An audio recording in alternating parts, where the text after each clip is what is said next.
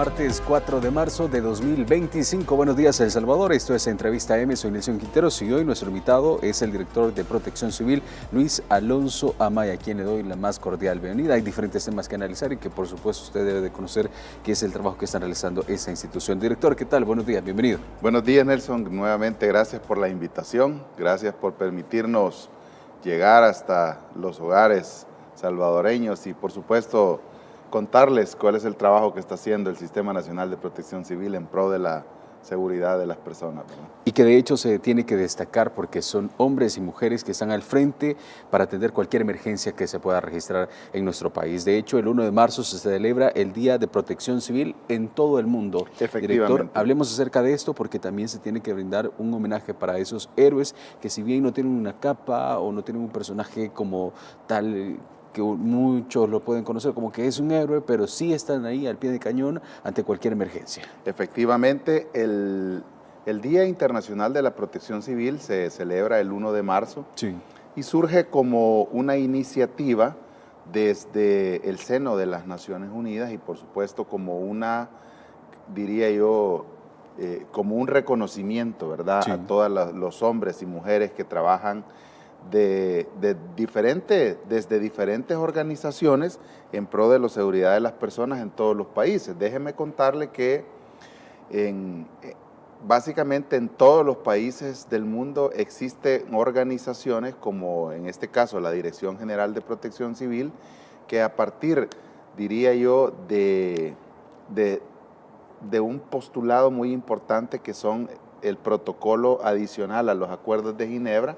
Esto data de 1959, surgen las instancias que tienen la obligación o la responsabilidad de trabajar por todas aquellas personas que bueno, inicialmente surge, fíjese, mire qué interesante, surge a partir de un conflicto armado, ¿verdad? Sí. Ha venido evolucionando como han venido evolucionando también los acuerdos de Ginebra. Si regresamos hasta sus inicios a la batalla de Solferino, donde don Henry Dunant, pues básicamente también el creador del movimiento internacional de la Cruz Roja, ¿verdad? Sí. Entonces es así como ha venido evolucionando hasta llegar ahora a convertirse a instancias de protección civil. ¿Por qué protección civil? Porque básicamente tienen que ver, diría yo, con la seguridad de las personas y al final le decía, surge a partir de un conflicto armado. Tiene que ver con la seguridad de las personas que no son parte ni de uno ni de otro bando. Sin embargo, siempre resultan afectadas, ¿verdad? Sí. Siempre resultan afectadas. Obviamente, con el tiempo evolucionó ya no solamente a atender a personas afectadas por conflictos armados, tal cual lo dice el Acuerdo de Ginebra, sino de aquellas personas que también resultan afectadas en catástrofes, y así lo dice literalmente el protocolo adicional a los acuerdos de Ginebra.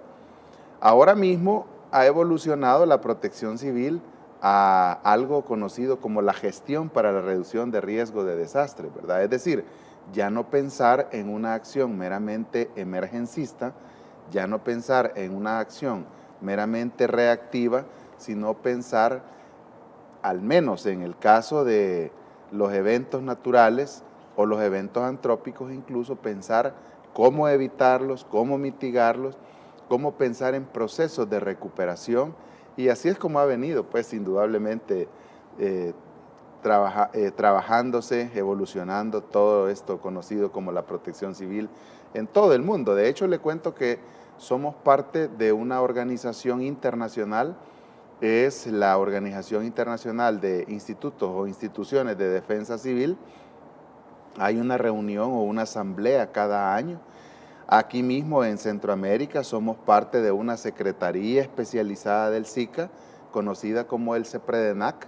El CEPREDENAC básicamente es un acrónimo que dicta sobre el Centro de Prevención de Desastres en América Central. Lo integramos los diferentes institutos o instituciones o instancias de protección civil, defensa civil o emergencias de Centroamérica. No nos llamamos todos iguales, hay que decirlo. En El Salvador y Panamá son los únicos dos países de Centroamérica que se hacen llamar protección civil, En Guatemala es la Coordinadora Nacional para la Reducción de Riesgo de Desastres, o la CONRED. En Honduras es el Comité Permanente de Contingencias, COPECO. En Nicaragua, el Sistema Nacional de Prevención de Desastres, SINAPRED. Sí. En Costa Rica, la Comisión Nacional de Emergencias. Y en Dominicana, que ahora se ha sumado a todo este conglomerado. A veces me preguntan, ¿y por qué Dominicana se suma al CEPREDENAC? Bueno, es el único país del Caribe de habla castellana, ¿verdad? O habla española. Entonces, se suma al CEPREDENAC. Y así como el CEPREDENAC es en Centroamérica una secretaría especializada que en el marco del SICA o de la Secretaría de Integración Centroamericana tiene que ver con temas de prevención de riesgos, prevención de desastres, existen otras instancias que aglutinan. En el Caribe se llama CIDIMA, que básicamente es la Comisión de Prevención de Desastres en la cuenca caribeña. Está el CAPRADE en el cono sur, ¿verdad? O mejor dicho, en Sudamérica, el CAPRADE, que es el Centro de Prevención de Desastres en Sudamérica, y así sucesivamente, ¿verdad? Hemos tenido la oportunidad de participar en proyectos de manera conjunta.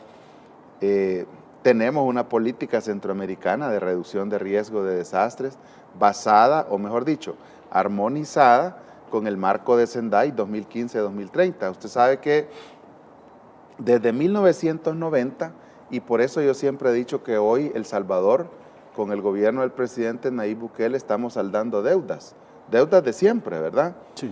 Imagine usted que desde 1990 surge la primera iniciativa en aquellos entonces denominada Estrategia Internacional para la Prevención de Desastres Naturales, ¿verdad? Cuando surge esa estrategia empiezan a crearse instancias, empiezan a crearse movimientos, empiezan a crearse planes que en un momento se denominaban planes de respuesta, porque todo se veía con una concepción, diría yo, reactiva, es decir, llegar, resolver y luego, ¿qué pasa? O sea, volvemos otra vez a pensar. De hecho, una buena porción del tiempo que lleva funcionando los sistemas de protección civil en toda América Central y diría yo en América Latina, funcionaron bajo una lógica que se denominaba el ciclo de los desastres. ¿Por qué? Nos hacía pensar que cíclicamente los países eran impactados por un desastre, en el entendido que un desastre significa perder la capacidad de respuesta. Desde el año 2000, en el 99 termina la Estrategia Internacional para la Reducción de Desastres Naturales y empiezan a surgir otras iniciativas. La Estrategia de Yokohama, luego vino el Marco de Acción de Hyogo, que durante 10 años, es decir, desde el 2005 hasta el 2015, sugería metas puntuales de cómo ya no solamente reaccionar, sino prever las situaciones. Luego termina el marco de Sendai, otra vez las Naciones Unidas a través de su agencia, es decir, la UNDRR o la Agencia de las Naciones Unidas para la Reducción de Riesgo de Desastre, convoca a todas las misiones permanentes en Ginebra, nada más que fue en Sendai, y por eso es que ahora el marco global para la reducción de riesgo de desastres se hace llamar Marco de Sendai 2015-2030. ¿Por qué 2015-2030? Porque basado en 4 prioridades, 7 metas y objetivos muy puntuales, el marco establece que al menos en estos 15 años, es decir, desde 2015 a 2030, el mundo entero o cada uno de los países del mundo debería trabajar por reducir su riesgo a partir de 4 prioridades muy puntuales. Una de ellas, conocer el riesgo, que pasa o dista mucho de decir que en un país llueve, tiembla, hay inundaciones. Eso pues pareciera ser muy simplista, ¿verdad? Conocer el riesgo debe llegar a un punto en el que cada país, cada comunidad, en el caso nuestro, ¿verdad?, cada departamento, cada municipio, tengan el pleno conocimiento de dónde se inunda, cuánto ha afectado, cuáles son los entes expuestos, es decir, si citamos nombres concretos, sabemos que toda la zona sur de El Salvador es susceptible a inundaciones, excepto toda la zona de los Farallones en La Libertad, que ahí definitivamente no hay probabilidad de tener inundaciones. Si nos vamos, por ejemplo, a la zona baja de Ahuachapán, si empezamos a ver registros,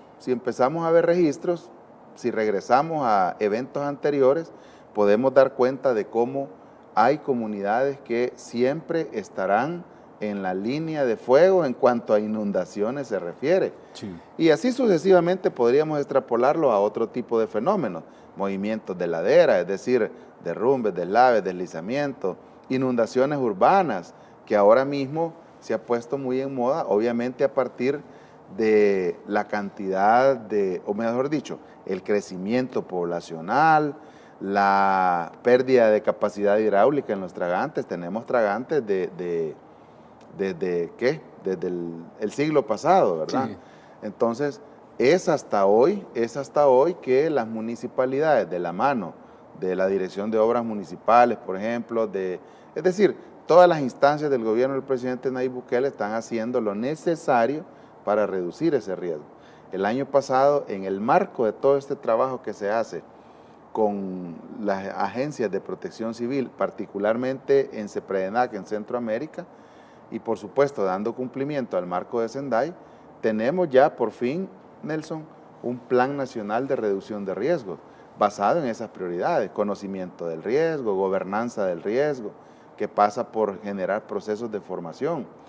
Hay que educar, hay que formar. Los niños, por ejemplo, deben dejar de pensar, y también los adultos, que llueve y tiembla por castigo divino, ¿verdad? Sí. No digo que no tenga alguna relación, pues yo digo, puede ser que sí, pero realmente hay que partir de que vivimos en un planeta vivo, que al menos tiene dos dinámicas muy importantes: la geológica, que es la que hace que tiemble, que es la que hace que hayan tsunamis, que es la que hace que hayan erupciones volcánicas, y la hidrometeorológica, que por supuesto nos deja, al menos a nosotros, un periodo lluvioso entre mayo y noviembre, y un periodo seco entre noviembre y abril, ¿verdad? Sí, y de hecho ya vamos a hablar acerca de este plan de mitigación que fue lanzado el día de ayer, pero estamos abordando el tema de que se destaca el trabajo que realizan cada uno de los elementos de protección civil por el Día de Protección Civil, que es este 1 de marzo y que se celebra a nivel mundial. Protección Civil no solo se encarga en temas de lluvias, director de terremotos, de incendios, sino que también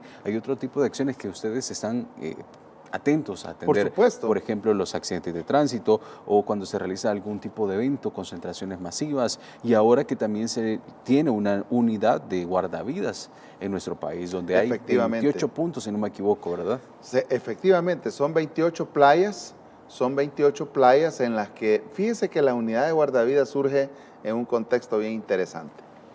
Y no solamente la unidad de guardavidas, de hecho, si usted escuchara, digamos, la jerga emergencista que ahora se maneja en Protección Civil es: los delegados territoriales, dice, los que están a nivel regional, los que están a nivel departamental, los que están a nivel municipal, son los responsables de apoyar a los alcaldes y gobernadores, alcaldesas y gobernadoras en el tema de la planificación.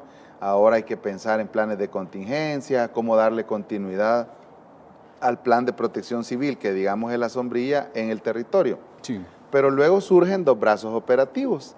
Y ahora, como le decía, en la jerga emergencista que se maneja en la dirección, dicen los de tierra y los de mar, dicen. Sí. Los de mar, obviamente, es la unidad de guardavidas que surge a partir de una necesidad muy importante. ¿Cuál es esa necesidad? Cuando empezábamos a ver las estadísticas, o sea, al final Protección Civil también se encarga de hacer una lectura de las estadísticas de cada uno de los eventos, sobre todo diría yo, de los momentos en los que tenemos picos turísticos en el país. Estoy hablando de Semana Santa, agosto, probablemente diciembre también. Entonces, ¿qué es lo que pasa? Cuando empezamos a ver las estadísticas de esos momentos, diría yo, vacacionales, empezamos a denotar que hay teníamos una gran cantidad de personas fallecidas por asfixia por inmersión. Sí. Y que la seguridad en las playas básicamente dependía única y exclusivamente del voluntariado. A partir de una propuesta presentada al señor ministro de Gobernación y Desarrollo Territorial, que también es el presidente de la Comisión Nacional de Protección Civil, y obviamente trasladada al señor presidente, se nos da luz verde, y es así como nace la unidad de guardavidas que le cuento. Ahora mismo está integrada ya dentro de la Dirección General de Protección Civil como la sección de salvamento acuático, sí, ¿verdad? Hemos formalizado el servicio de guardavidas, se les han formado, se les han capacitado en un acuerdo o en un trabajo, diría yo, articulado muy importante con el Ministerio de Turismo y Corsatur y el Instituto Salvadoreño de Turismo. Ahora se están creando obras muy importantes. Tenemos Subcity 2, que básicamente va desde Punta Mangos hasta el Cuco, o el Tamarindo, perdón. Tenemos ahora diría yo, una buena noticia que ya pronto será lanzada, el hecho de tener, le voy a dar la primicia. Adelante, por favor. Tenemos, se ha hecho una inversión muy importante en un proyecto que está ejecutando el Ministerio de Turismo, pero obviamente también de la mano de nosotros, que vamos a poner los guardavidas, la formación, el entrenamiento. Se han tenido formaciones muy importantes, bueno, se les ha certificado tiene una certificación ILS que en buen salvadoreño sería International Life, Salvamento Acuático Internacional, ¿verdad? Entonces, diría yo, surge esta unidad y ahora hicimos un estudio, cuáles son las playas que tienen mayor afluencia turística. Obviamente playas públicas, ¿verdad? Sí. Si empezamos desde Garita, Palmera, Barra de Santiago y llegamos hasta allá a Conchagua, nos dimos cuenta que hay al menos 28 playas que ahora, le cuento, se están sumando más. El tema de la seguridad en el país ha hecho que surjan cualquier cantidad de lugares turísticos que antes, por el temor a ser secuestrado, asesinado o pues ultrajada las señoras, las señoritas, niñas, no visitaban. Sí. Ahora con el clima de seguridad que tenemos, realmente estamos teniendo una cantidad de puntos. Los mismos alcaldes y alcaldesas me llaman o me escriben, mire director, necesito guardavidas en tal lugar, necesito. Sí. Entonces en función de eso surge la unidad de guardavidas. Son 110 puntos de playa en esas 28 playas y obviamente también surgen los equipos tácticos como un brazo operativo que tiene que ver con búsqueda y rescate en estructuras colapsadas, búsqueda y rescate vertical, ¿verdad? Porque el rescate o la búsqueda y el rescate tiene diferentes modalidades, no solamente en estructuras colapsadas, rescate vertical, rescate montaña, que uno de los mayores exponentes en el país siempre ha sido la Cruz Roja Salvadoreña. De hecho, tiene un curso debidamente instituido en la Cruz Roja, que creo, ahora mismo no recuerdo, que creo que dura 1 año. Entonces, que es obviamente para sus voluntarios, ¿verdad? Y así surge también este grupo, Remoción de Escombros, que es con los que ahora hemos lanzado también un nuevo plan el día de ayer. Y que vamos a hablar después de la pausa acerca de este plan de la jornada de mitigación. Así que la invitación para que no nos cambie, esto es Entrevista M. Pausa, ya regresamos con más.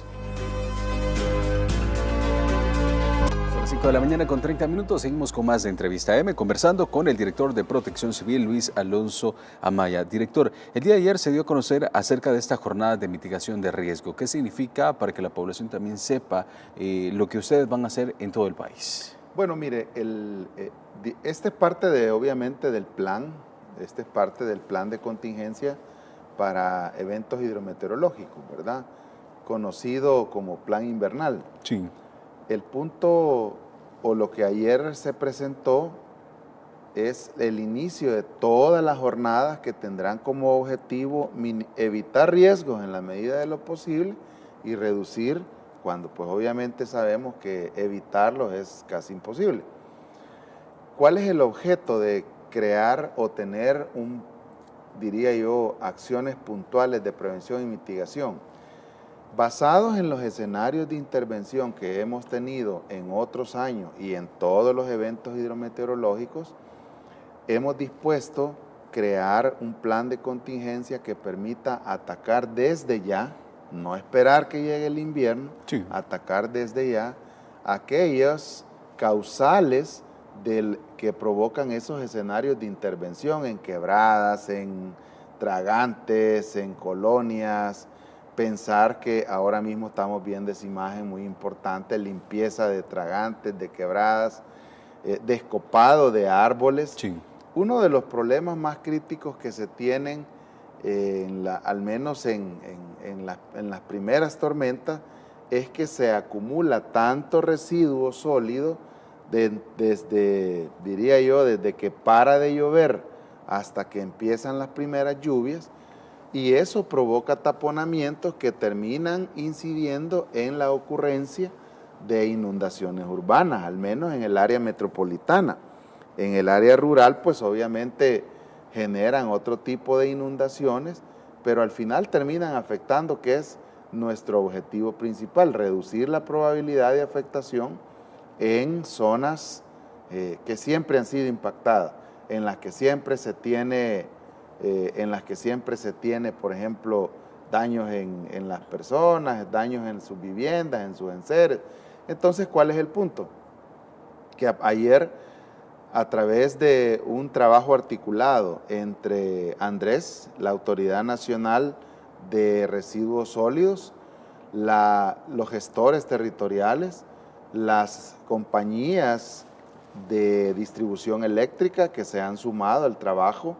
Obviamente ellos tienen la expertise y hay que decirlo, muchos árboles crecen de tal manera que básicamente tienen ramas que están entrelazadas con cables de energía eléctrica. Entonces, lo que queremos también es evitar que personas, y se ha dado el caso, le cuento, hemos tenido en otros años la pena de informar de personas que por quitar una rama del techo de su casa, tocaron un cable de alta tensión. Exactamente, tocaron o hicieron contacto con un cable de energía y terminaron falleciendo. Entonces, ese tipo de situaciones son las que queremos evitar. Es un trabajo muy importante. Y luego vamos también con otro de los fenómenos que obviamente hay que empezar a mitigarlo ya. Con la reducción de los caudales de los ríos, Nelson, en el delta de los ríos o en la bocana, como así se le conoce, se empieza a acumular una cantidad de arena y obviamente tiene su lógica técnica, diría yo, ¿verdad? Si reduce el caudal, la fuerza con la que el río entra al mar se reduce.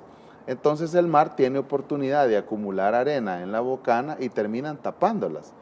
La bocana del río Paz, la bocana del río Jiboa, la bocana del río El Jute, es decir, de todos los ríos. Si empezamos a ver cuántas bocanas tenemos desde Aguachapán hasta La Unión, le puedo asegurar que son muchas. Entonces, en función de evitar inundaciones que se producen con la llegada de las primeras tormentas, en algún momento habrá que llegar también a esas bocanas, desasolvarlas o quitarles arena para que el agua pues empiece a fluir y así no se produzcan ni cúmulos de agua que puedan también producir o exacerbar, diría yo, el vector que produce las arbovirosis, es decir, el zancudo, y obviamente pues evitar que se produzcan inundaciones también.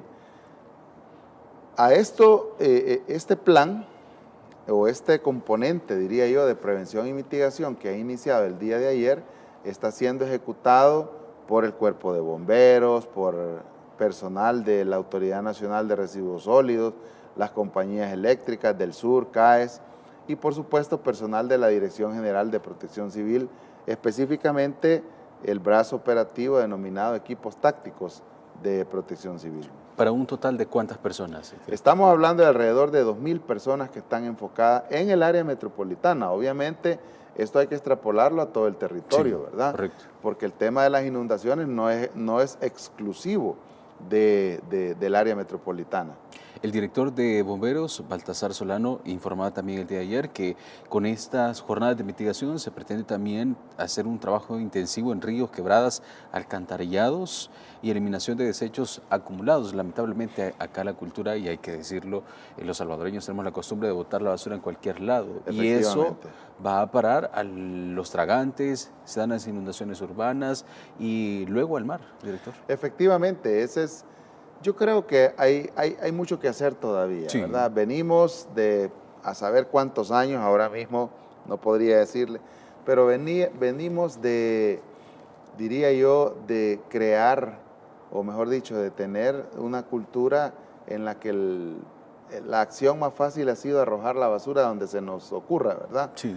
Eso indudablemente hace que vaya a parar a tragantes. Si tenemos la suerte que se vaya por el alcantarillado, igual van a ir a parar a algún punto, ¿verdad? Sí. Donde van a generar probablemente taponamientos, donde van a generar reducción de los caudales, no hablemos solo de taponamientos, en algunos casos, y vea usted por qué, por ejemplo, en las quebradas nos estamos ocupando de quitar toda la maleza. Si bien es cierto, el caudal se reduce en quebradas y ríos, en algunos casos hasta a cero, son las famosas quebradas de invierno, ¿verdad? Que colectan agua única y exclusivamente cuando llega la época invernal o el periodo lluvioso, mejor dicho. Sin embargo, la humedad nunca la pierden, la humedad nunca se pierde, entonces eso hace que crezca maleza en las riberas y cuando vienen las primeras crecidas, esa maleza es arrancada obviamente por la fuerza del agua y eso es lo que termina generando en muchos casos taponamientos que consecuentemente generan inundaciones o urbanas o en cualquier otro lado, ¿verdad? Entonces, en eso estamos enfocados ahora mismo. Sí, de hecho, el año pasado el ministro de Obras Públicas daba a conocer a través de redes sociales de que en el sector de la colonia Santa Lucía se generaba inundaciones, pero había encontrado hasta un colchón, una tubería, director. Bueno, mire. Sí, lamentable. Es hasta jocoso contar, ¿verdad? Y hay cualquier anécdota que nos cuentan los compañeros que andan trabajando en ese tipo de acciones. No solamente en Olocuilta, ¿se acuerda cuando encontramos hasta un refrigerador? ¿Verdad? Claro, sí. Otro ejemplo. Otro ejemplo, ¿verdad? Es tan crítico, digamos, este fenómeno cultural, diría yo, insano, por cierto, ¿verdad? Sí. Porque de verdad que eso no... Es tan crítico que en algunos casos, don Nelson, recién pasamos nosotros limpiando, recién pasaron los equipos limpiando, y hay personas que hasta están pendientes, cuando ven que ya en teoría, nadie los está viendo, van y tiran desde llantas o neumáticos ya en desuso, lavadoras, refrigeradoras, cocinas, colchones, bueno, se ha encontrado de todo, ¿verdad? Entonces, infortunadamente siempre se ha visto a las pobres quebradas como el lugar más idóneo para ir a arrojar todos los desechos, ¿verdad? Pudiendo hacer, bueno, mire, ayer hablábamos con los compañeros, yo les digo, el que ahora arroja una refrigeradora, una cocina, realmente lo hace porque quiere. Cada cuánto pasan los recolectores de hierro, de aluminio, de todo, o sea, y hoy llegan hasta las viviendas, no es necesario ir a buscar un lugar donde poder vender incluso algo que puede servir para reciclaje, ¿verdad? Entonces, realmente lo hacen porque definitivamente quieren hacerlo, ¿verdad? Desconociendo, o mejor dicho, con conocimiento de causa o desconociendo que eso que han hecho, esa acción, puede generar problemas críticos aguas abajo de donde ellos tiran los desechos. Gracias a Dios la tecnología ha avanzado y ahora con las cámaras de videovigilancia también muchas personas han sido sancionadas, que han sido filmadas haciendo este tipo de acciones, tirando la basura, desechos sólidos en las alcantarillas y bueno, ahora enfrentan un proceso municipal donde se les infracciona. Pero hablemos siempre sobre esta jornada de mitigación.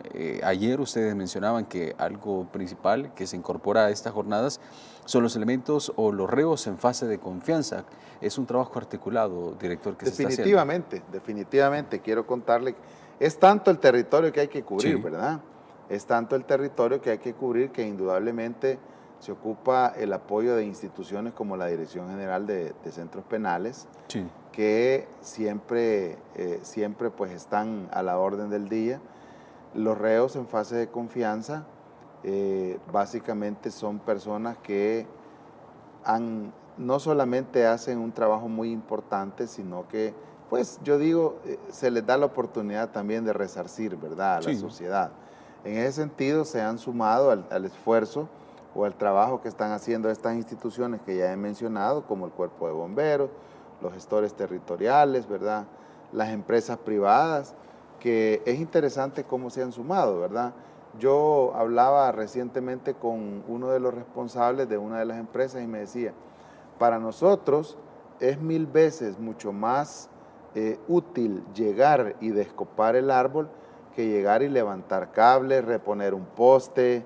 El hecho de tener una comunidad sin servicio eléctrico genera problemas no solamente para la compañía, sino para las mismas personas que se han quedado sin el servicio. En ese sentido, yo creo que es un trabajo muy importante el que hacen los privados de libertad, que ahora pues se suman a este esfuerzo, ¿verdad? La mano de obra que ellos proveen es una mano de obra que permite también abarcar mucho más territorio y avanzar mucho más rápido en los trabajos. Director, permítame una pausa y enseguida seguimos hablando acerca del trabajo que está realizando Protección Civil en todo el país. Ya regresamos, esto es Entrevista M. Seguimos con más de Entrevista M a través de Canal 10 y en las plataformas digitales. De hecho, vamos a enviar un saludo para toda la 10 porque se informa con nosotros y por supuesto está pendiente del trabajo gubernamental. Conversamos con el director de Protección Civil, Luis Alonso Amaya. En el primer bloque hablamos acerca de la conmemoración del Día de Protección Civil que se realiza cada 1 de marzo. Luego estamos hablando acerca de la jornada de mitigación de riesgo, donde son miles de personas las que están prestas para poder hacer cualquier acción de mitigación de riesgo a nivel nacional. En la pausa yo le comentaba, director, cuánto tiempo iba a durar esta jornada de mitigación. Usted me mencionaba que mientras dure la época invernal, esto sin descuidar cualquier otra acción que ustedes tienen que estar pendientes. Definitivamente, lo que la población debe saber es que el plan de contingencia para eventos hidrometeorológicos incluye 2 componentes, ¿verdad? Un componente denominado prevención y mitigación, que es el que empezamos justamente ayer. Sí. ¿Por qué lo empezamos ayer? Bueno, yo creo que si algo se ha caracterizado este gobierno es no esperar el evento, sino empezar mucho antes todavía. Bueno, ayer el señor ministro de Medio Ambiente presentaba una perspectiva de lo que se espera para los siguientes meses, ¿verdad? En función de eso es que, diría yo, hay que, y vea usted cómo funciona ahora mismo este Sistema Nacional de Protección Civil. A partir de esa información científica que es divulgada por la instancia oficial de información científica relativa a hidrología, meteorología, vulcanología, oceanografía y por supuesto geología, es que nosotros tomamos a bien, en algunos casos incluso hasta presentar un aviso, presentar una advertencia, elevar al sistema de alertas que se basa en 4 colores, verde, amarillo, naranja y rojo. Y obviamente tener esos informes nos permiten también a nosotros adelantarnos a la situación, ¿verdad? Ahora mismo estamos pensando insisto, en esos 2 componentes, el prevención de mitigación, que básicamente dura todo el tiempo, toda la fase lluviosa, mejor dicho. Sí. ¿Por qué dura? Bueno, yo le puedo asegurar que la basura que ahora ha sido recolectada en 3-4 meses vuelve a estar en las quebradas, por lo mismo que hemos venido hablando del tema cultural. Sí. Estamos apostándoles a través del desarrollo de las comunidades. Hay muchas, diría yo, comisiones municipales de protección civil que están haciendo lo necesario para incidir en la población a ir reduciendo esas prácticas insanas que tienen que ver con la disposición final de los residuos sólidos o los desechos sólidos. Sin embargo, cuando ya inicia propiamente la temporada lluviosa, nosotros también nos enfocamos en aquella reactividad que sí o sí seguirá siendo necesaria. Reactividad que tiene que ver con tener equipos dispuestos para atención de inundaciones, tanto urbanas como en el territorio, en el interior del país, específicamente en aquellas zonas que por siempre han sido susceptibles a tener inundaciones. Estoy hablando de la zona sur del país, estoy hablando de las comunidades que están situadas en las cercanías de los deltas de los ríos, ¿verdad? En ese sentido también disponer de una buena planificación nos permite no solamente identificar puntualmente recursos necesarios, predisposición de recursos en las 4 regiones del país, occidental, central, paracentral y oriental, y obviamente también pensar en cómo en algunos casos, por ejemplo, ya sabemos que en agosto sí o sí la primera semana es un periodo vacacional. En muchas ocasiones ha coincidido con la llegada de fenómenos hidrometeorológicos al país, meteoros, sí, o tormentas tropicales, depresiones tropicales. En ese sentido también estamos, diría yo, enfocados en que podemos tener 1, 2, 3 y hasta 4 eventos al mismo tiempo, ¿verdad? Y por supuesto pensar en todas las necesidades que se derivan de una materialización de amenazas como esas que hemos identificado, y a partir de ahí pues la disposición de todos los recursos para atenderla. Ya que mencionó perspectivas climáticas, ¿cómo se está preparando mientras llega el invierno, director, para poder, si se registra una ola de calor en nuestro país? Sí. Vamos a hacer una pausa y al regresar vamos a hablar acerca de eso. Con mucho gusto. Cambie. Son las 5 de la mañana con 52 minutos, seguimos con más de Entrevista M. Director, ¿cómo se están preparando ustedes? Sabemos de que el cambio climático es evidente y El Salvador no está exento que se pueda registrar una ola de calor. ¿Ustedes cómo están trabajando, cómo se están preparando ante ese posible escenario?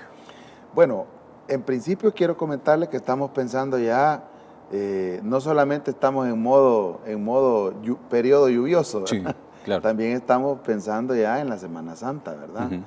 La Semana Santa por siempre ha sido un periodo en el que se llegan a tener temperaturas muy importantes, temperaturas muy importantes en todo el país, específicamente, o mejor dicho, con mayor énfasis en la zona oriental, en la zona oriental, aunque hay un dato curioso, pero muy importante de conocerlo. ¿Sabía usted que la zona más crítica, más caliente del país, en muchos años ha llegado a ser la zona de Nueva Concepción en Chalatenango? Sí. ¿Verdad? Entonces, más que ahora mismo estar pensando en, por ejemplo, nunca hemos llegado a un punto de tener que hacer una declaratoria de emergencia o incluso activar el sistema de alerta temprana. Sin embargo, estamos muy a la expectativa de la información científica que pueda estar generando, o los boletines que pueda estar generando el Ministerio de Medio Ambiente, y en función de eso, pues no descartamos la posibilidad de crear avisos o de elevar advertencias o incluso alerta verde, ¿verdad? Mientras tengamos las condiciones no tan críticas, obviamente seguimos trabajando, tratamos de hacer mucha incidencia, sobre todo en que se cuide a los niños, a los adultos mayores. Cuando tenemos esos picos de calor, recomendamos a la población pues usar ropa ligera, no exponerse al sol, protegerse, ¿verdad? Sí. Protegerse y por supuesto buscar la forma diría yo, de mitigar el calor hidratándose mucho. Entonces, por ahora, le digo, no vemos la necesidad, sin embargo, estamos muy a la expectativa de eso. Director, otro de los temas importantes, y es ahí donde entramos la parte de que si bien se están realizando jornadas de mitigación, no descuidan otro tipo de eventos que se puedan registrar, específicamente en Conchagua, donde hay una actividad sísmica. Claro. ¿Cómo avanza este tema? ¿Se tienen evacuaciones? ¿Se tienen alguna destrucción en infraestructura, tomando en cuenta el dato que son más de 850 sismos registrados en esa zona? 850 sismos desde aquel 8 de diciembre, ¿verdad? Sí. Donde básicamente tuvimos el sismo inicial. Mire, todos los días, absolutamente todos los días, la Dirección de Observatorio de Amenazas del Ministerio de Medio Ambiente traslada a todas las instancias, no solamente a Protección Civil, sino a todas aquellas que tenemos participación, diría yo, en mayor o menor cuantía en la resolución de este tipo de eventos, que nos da cuenta de cuál es, digamos, qué es lo que está pasando, cuántos sismos, cuál es la perspectiva, ¿verdad? Estamos claros de que los eventos sísmicos difícilmente pueden ser predecibles. Lo importante es tener claro que vivimos en un país en el que obviamente estamos a la orden del día en cuanto a sismo se refiere y que no se descarta la posibilidad de tener un sismo pues con mayor magnitud. En el caso particular de Conchagua y Chinameca, porque al final no solamente ha sido Conchagua, ¿verdad? Sí. Ha sido Chinameca, en algún momento también Apaneca, Huayúa. Son, diría yo, actividades sísmicas que tienen su razón de ser en fallas locales, es decir, se activa una serie de fallas locales, obviamente en este caso a partir de un sismo de mayor magnitud. Exactamente. Y en función de eso se han hecho evaluaciones de daños. De hecho, le cuento que el viernes justamente voy para la Unión, hemos tenido el donativo de una empresa, un donativo muy importante, y obviamente pues creo que si de algo podemos sentirnos satisfechos es que por primera vez en la historia los donativos que llegan al Sistema Nacional de Protección Civil son entregados a las personas que realmente lo necesitan, ¿verdad? Sí. A las personas que tienen menor posibilidad de poder reconstruir su casa, menor posibilidad, y estamos enfocados en eso, no solamente en proveer una solución habitacional, probablemente al inicio temporal y luego una solución más permanente. El viernes, como le decía, voy hasta la Unión a hacer una entrega simbólica, obviamente después se quedan los equipos entregando toda la asistencia a las personas afectadas. Fueron un total de 174 viviendas, 9 totalmente destruidas, y en ellos nos hemos enfocado también, ¿verdad? Por las actividades sísmicas en Conchagua. Por la actividad sísmica en Conchagua. El total ha sido 174. Hicimos una visita con la gobernadora de la Unión, que hay que decir, y obviamente la alcaldesa también de la Unión Sur, hay que decir, o debo decir, que mi reconocimiento para estas dos mujeres que trabajan en la Unión, de verdad que realizan una acción muy, pero muy importante. Y así como la señora gobernadora de la Unión, yo diría que todos, absolutamente todos, tienen un compromiso muy importante, y yo creo que por primera vez en la historia se ha comprobado que el trabajo de un gobernador o una gobernadora dista mucho de estar sentado en una oficina como sucedía en administraciones anteriores, ¿verdad? Entonces, ahora mismo le puedo decir que es un trabajo muy articulado con ellos, obviamente es su territorio, ¿verdad? Es su territorio y se ocupan de tener sus propios planes. Estamos a punto, le cuento, estamos a punto de lanzar un plan de formación continua desde la Protección Civil que les permita a ellos de manera virtual. Obviamente somos conscientes que tienen ahora sí muchas ocupaciones y en función de eso estamos procurando generar un proceso de formación que permita al menos 1 o 2 veces al mes tener sesiones virtuales para hablar sobre la ley de protección civil, manejo y control de operaciones de emergencia, sistema de comando de incidentes, administración de albergues. Es decir, nuestro objetivo es que desde marzo hasta octubre, ellos puedan optar a un plan de formación continua en materia de reducción de riesgos y protección civil, y queremos culminar este plan en la Semana de la Reducción de Riesgos que se celebra en octubre. Obviamente entregándoles un reconocimiento a todos por ese trabajo constante que siempre hacen en materia de protección civil. Director, se nos acabó el tiempo, pero rápidamente, ¿se mantiene algún albergue activo debido a la activación de fallas y que provocan los sismos en Conchagua, la Unión? No, realmente no. Fíjese que al principio sí se tuvo uno, pero luego se les ha dado una solución habitacional temporal. Sí. A través de ese trabajo muy importante que tiene la Dirección de Protección Civil con el equipo humanitario del país, porque hay que reconocer también que tenemos el apoyo del equipo humanitario de país, que es una instancia que aglutina agencias de cooperación, agencias de Naciones Unidas, el movimiento de la Cruz Roja, ONGs que por siempre han trabajado en la temática de la reducción de riesgo, es decir, el mundo, diría yo, agencias del mundo humanitario trabajando en el marco de toda esa coordinación. A través de ACNUR se les entregaron carpas que básicamente son casi del tamaño de una vivienda popular, ¿verdad? Entonces se les ha dado una solución habitacional temporal y ahora estamos pensando ya en una solución habitacional permanente. Así es que vamos el viernes para la Unión a hacer esa entrega, obviamente pues priorizando a aquellas personas que tuvieron daños críticos o los que definitivamente perdieron su vivienda. Y vamos a estar pendientes de la nueva información que usted nos pueda brindar de esta visita que va a tener en Con territorio el mayor de la los Unión. gustos. Muchísimas gracias por su tiempo. Gracias a ustedes por la oportunidad.